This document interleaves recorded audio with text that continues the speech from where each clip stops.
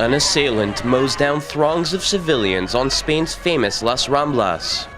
Mass shootings and bombings at venues frequented by foreigners across the globe. A major attack on Istanbul's international airport. Just a few examples of terrorists striking not only fear into the hearts of locals, but also attempting to inflict economic harm on nations that depend on tourism.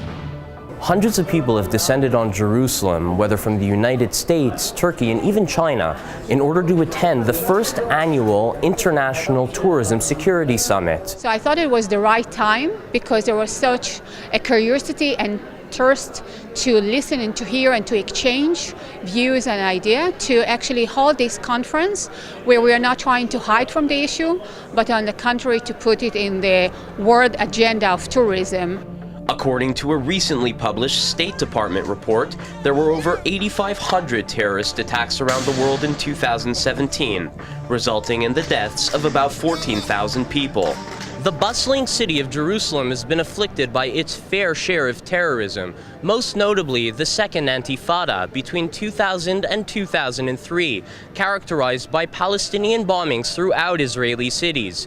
Despite a major drop-off in tourism thereafter, ever since there has been a noticeable increase in the number of people visiting the holy city. And we have a growth of more than 47% in the past decade in bringing international tourists to the city. Indeed, one of the goals of the conference was to publicize various ways to provide tourists with more accurate details when attacks occur.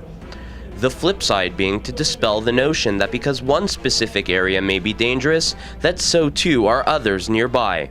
It's a very old image distortion which is existing. The same thing is not only existing in the Middle East but also in Africa.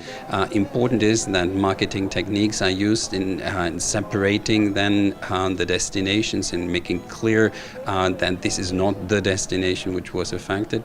When Chinese see the world map and they consider how the country is, and they see the Middle East and how that small that is compared to China, if there's a problem in Syria, they think that it basically spills over to the whole Middle East. So Israel is kind of caught in the middle, even if nothing happens here. As regards Israel specifically, its counter-terrorism know-how is sought after by governments worldwide. Some were taken aback then to hear that its conflict with the Palestinians, which is partially defined by terrorism, could perhaps benefit from a little more tourism. We need to open the door to Palestinian tourists. For example, there are many Palestinian couples that want to honeymoon in Israel, whether to the Dead Sea or to Eilat. Why should they go to Germany?